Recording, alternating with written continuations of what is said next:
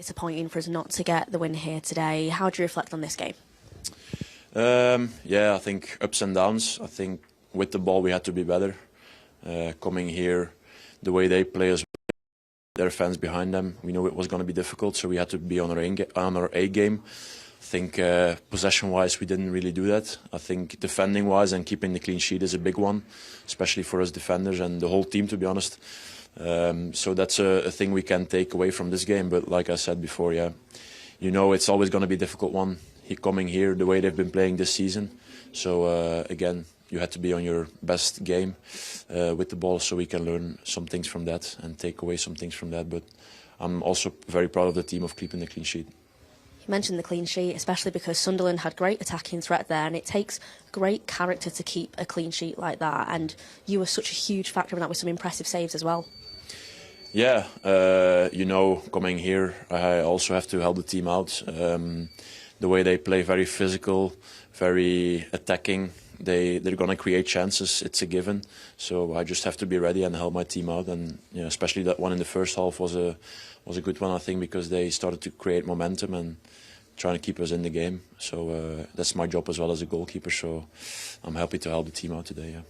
You definitely played your part, and with this now we've got 2 more games left. One more home game for the season as well, and that's coming next against Nottingham Forest. How do you and the team get back to Carrington, get back to the training ground and prepare yourself for that next game? I think the way we've always been preparing every week. For us it's a very important game, the next one. This was a very important game as well. I think every one of the last 3 remaining games were important for us to keep that momentum going, to finish as high as possible with the most points as possible. So yeah, I think next week, last home game especially, we want to give the fans something because they've been behind us and been helping us the whole season through ups and through downs. So I think for me personally, and I think for the team, and the manager is going to hammer on it as well, that it's going to be a big one for us. So we're going to go full for it, yeah, for the win. Well, thank you very much. Thank you. Well, Michael, a clean sheet here, always a positive, but also just 1 shot on target during the game. How do you assess the overall performance? Because Sunderland, it's a tough place to come. Yeah, it's definitely a tough place to come. I think they've got a good record here all season. Unless we take the point, I think a clean sheet's always good to get. I think we've scored a lot of goals this season and we've created a lot of chances. So. It's just one of those games, you know. It's a tough game, and today was, in the end, it was a decent enough point, and we nearly won it at the end.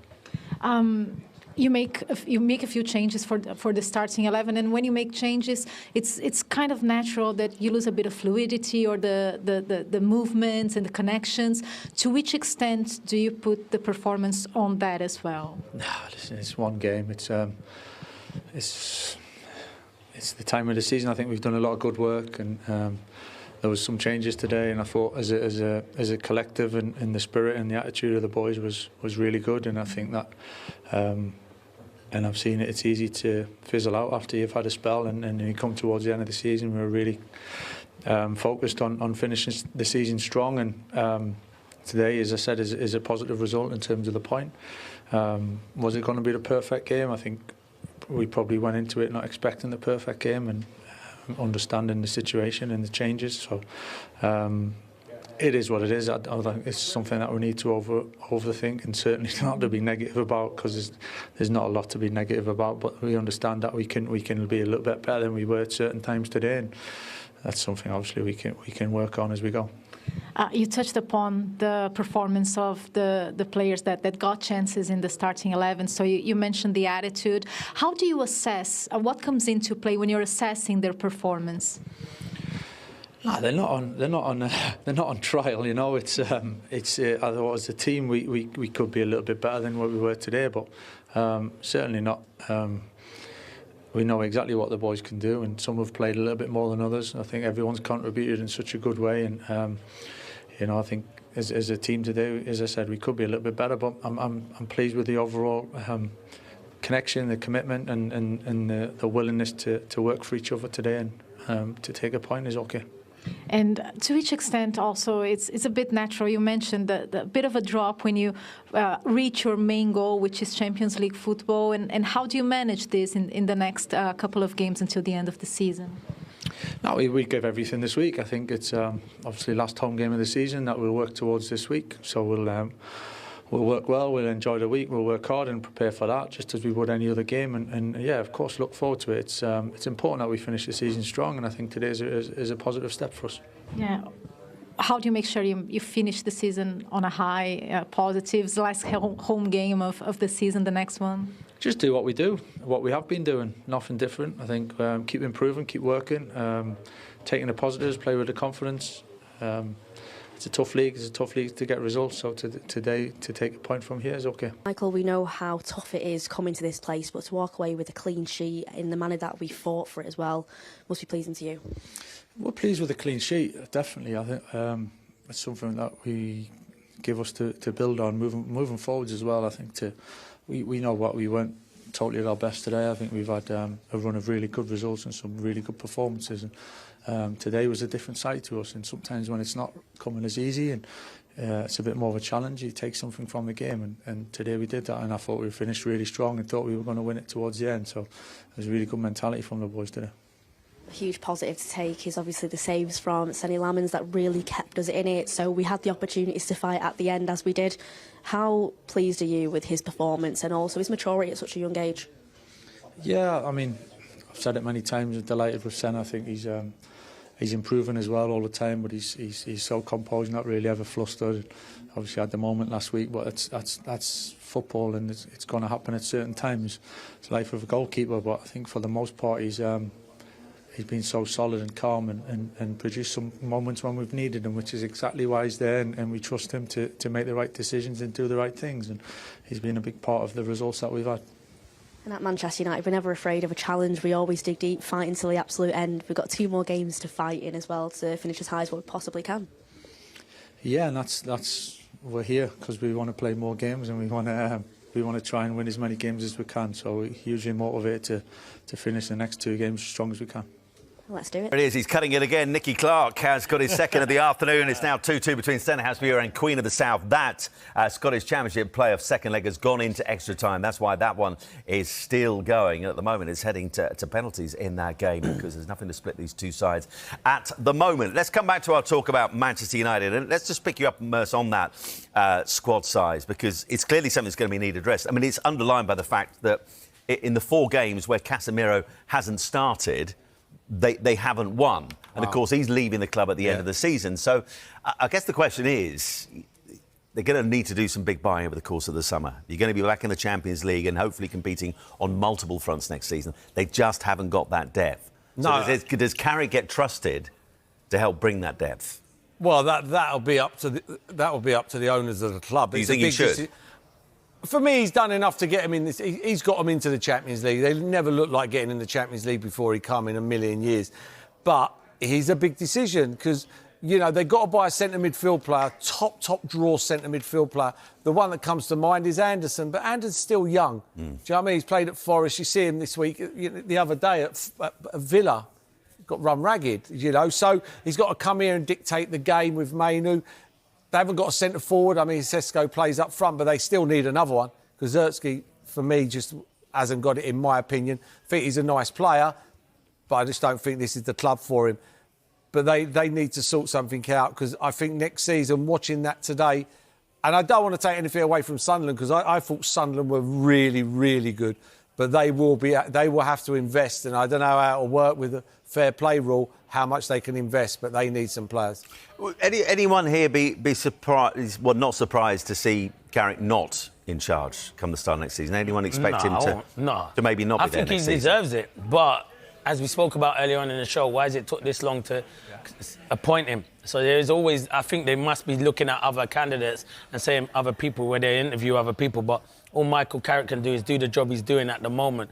Mercy's right, though. You can't be happy going to Sunderland, you're a Man United Football Club, and getting a 0-0. He's probably happy because he knows his team didn't play well, and he's happy to come away with a point. But even if you privately think that, don't say it. United manager publicly. Exactly. Don't say it. And they did have a few injuries. They missed Casemiro as well, but I think he's done a brilliant job there, but a fantastic job. But next season is when he'll be judged massively. But you wish him well, and you hope he does get the job.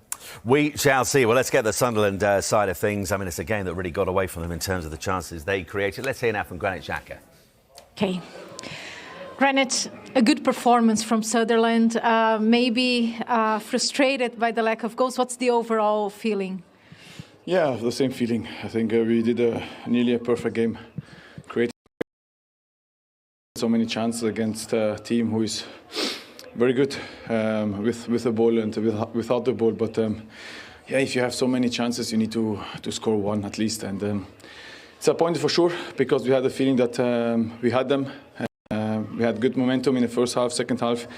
And yeah, but this is part of the process, and we keep working and believing in ourselves. Yeah, you spoke about process. From what you know about this team, why do you think it was hard, specifically today? Because if in a very positive season at Sunderland, if there's one aspect that fans may point out is goals, you can improve on that aspect. So where do you think you can? How do you think you can address that? I give you a very easy and simple answer. Stay humble. We got 48 points. We just got promoted.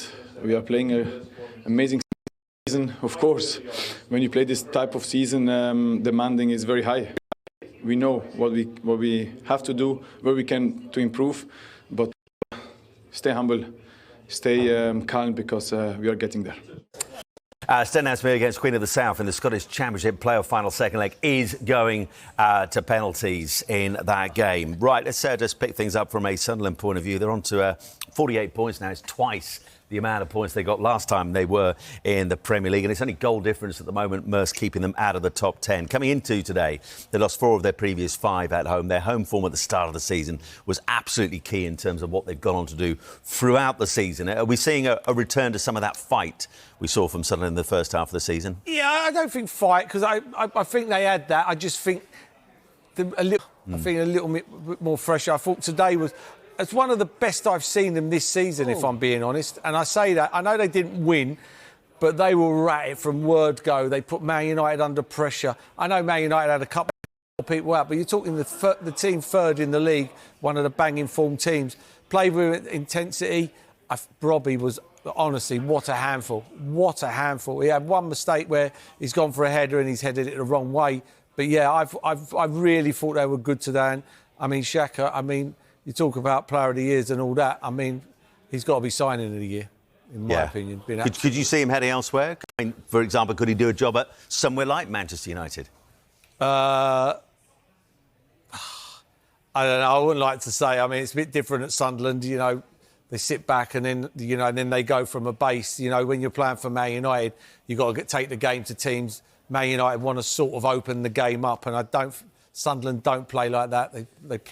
They go up the pitch together. It's very, very rare with Sunderland that it's all open play, and that's what Man United want to try and get. So, no, but I don't want to put Sunderland in it. I think he's been brilliant for Sunderland, and Sunderland have been brilliant for him, and I'd be shocked if he didn't stay there. And I tell you what, they've got Everton away, Chelsea home, final 2 games. They've got 2 big things to play for. One is a finish in the top half. I know at one stage we're talking about Europe, but bigger than that, finishing above Newcastle. If he's bigger than that. Yeah, that's the biggest one. If they finish above Newcastle, that would be unbelievable for Sunderland. Unbelievable. You know, play to the potential. And for up until Christmas, like I said, they was in Champions League spots. I think everybody understands that there's probably going to be a dip somewhere, but the way they've continued it and they've not give up, how the work rate and how they graft and, the old battle, that's a big part of football. And they certainly done that all season, and they've done it again today, and it shows. When it's a messy game, it looks like more of their game, you know, and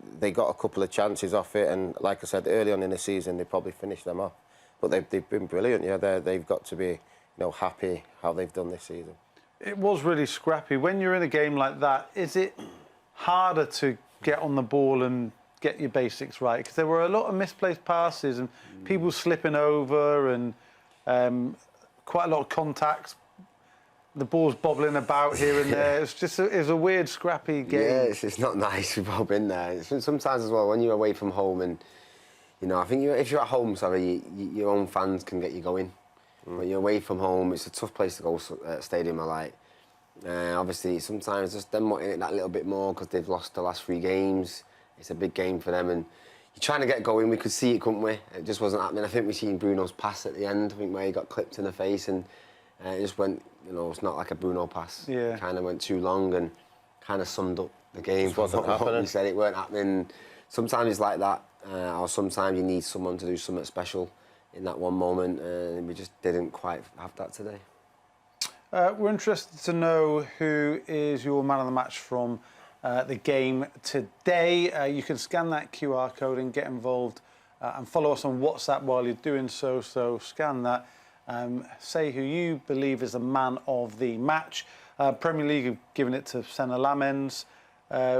Can you make a case for anybody other than Lammens?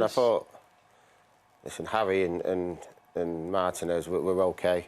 They obviously got in a couple of times, but for me, I still have to be Lammens. I think just for the 2 important saves he gave us.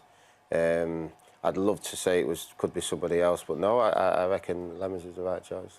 Any change on that, Simo? No, the same. I think we've not had a clean sheet as well for a while. Not kept many. So I think for him personally, he'll be delighted in that dressing room that he's got a clean sheet and made a couple of good saves. Kept us in it. Can't really give it to any of the forward players because we were waiting until added time to get our first shot on target. It was just a day when they just didn't quite click. Yeah, it wasn't, and I thought it got a little bit better when Dorgu came on. Like I said, he's willing to run in behind, and when he did that a few times, he's in. You could see the space there. Unfortunately, we didn't get much from it, but he set us up with a couple of chances. I suppose his cross started the Cunha effort at the end, which obviously got blocked.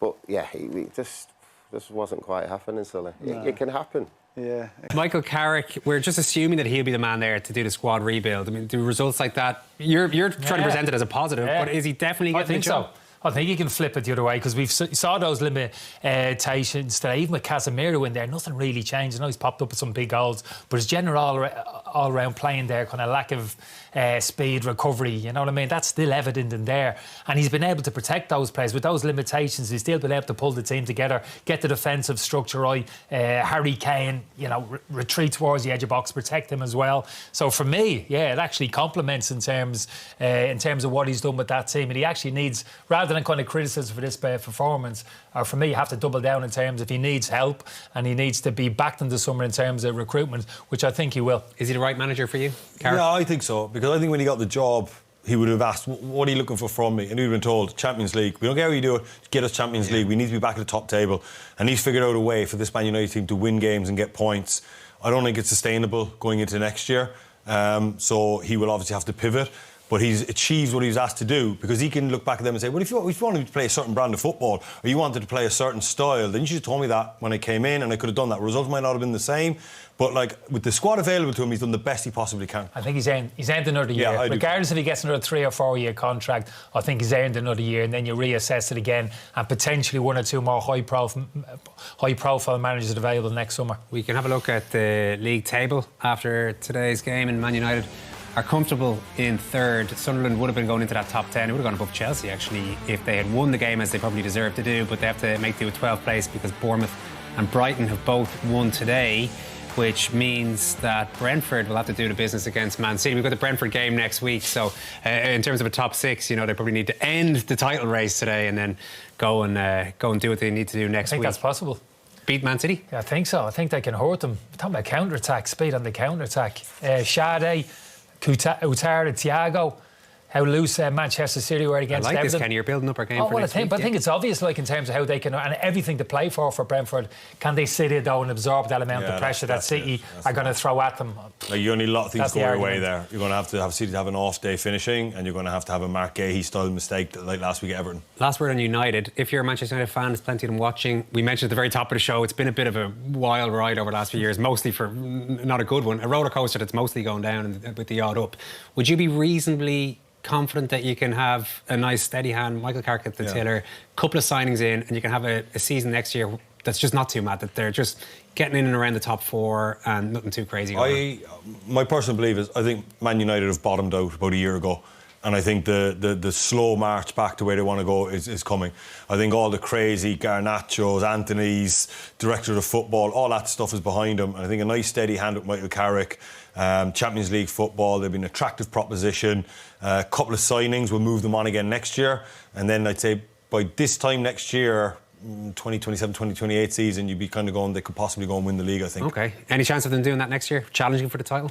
No, I think it's too soon. Yeah. I think it's too soon. The others will get the house in order first, I think. Yeah, exactly. Yeah, definitely in an upward trajectory. When you hear players that have been linked to it, I think they're exactly the right type of players. Culture seems to be right. Attitude is right amongst the players. Everybody seems to be together at that football club. They're moving forward. Just going to have to show a little bit more patience. OK, well, we'll have to wrap things up there. We're back next Sunday for that Brentford game. That's a Sunday kickoff rather than a Saturday. Thanks to Kenny and to Damien. Leinster Lions coming right up. Chat to you soon.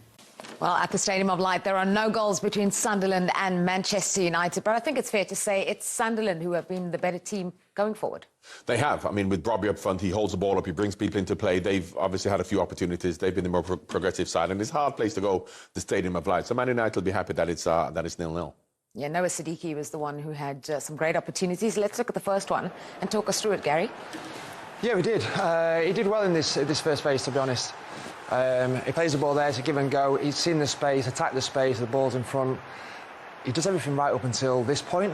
It's a great save in the end. I just thought he could maybe open his body out a little bit more. And maybe even just have another touch, because he's taking his shot from the edge of the box. You can see here his first touch. He's got enough time to take it even closer to the keeper. Well, a great piece of play. Yeah, well, this is another one, John, from Siddiqui. Two great opportunities for him to they pass the ball around. They play well in midfield, and they're very strong up front.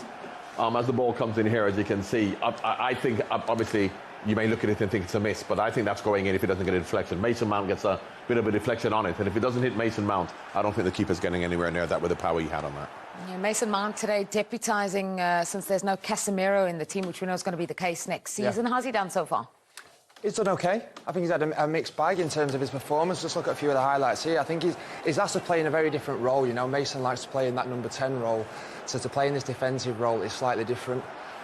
One thing he has got his legs. We see here, recovery tackle, gets back in and makes the tackle in that position there. And it's just about position and play if he's going to play more often in that role, which I spoke about earlier with the block there, which was key. This one here gets on the ball. This is what he used to do. Comfortable on the ball, drives out, makes a decent pass. But ultimately, like I said, he has got legs. He just needs to know positionally where to be in these positions. But again, it's difficult because he's asked to play in a position that's a bit alien to him, and he's not had much game time in terms of consistent level at Manchester United this season, a lot due to injuries. And Kobe Mainoo is, they're swapping in terms of who's going to play that number 6 role, sometimes Kobe, but neither of them playing that role, so they're going to have to replace Casemiro for that position.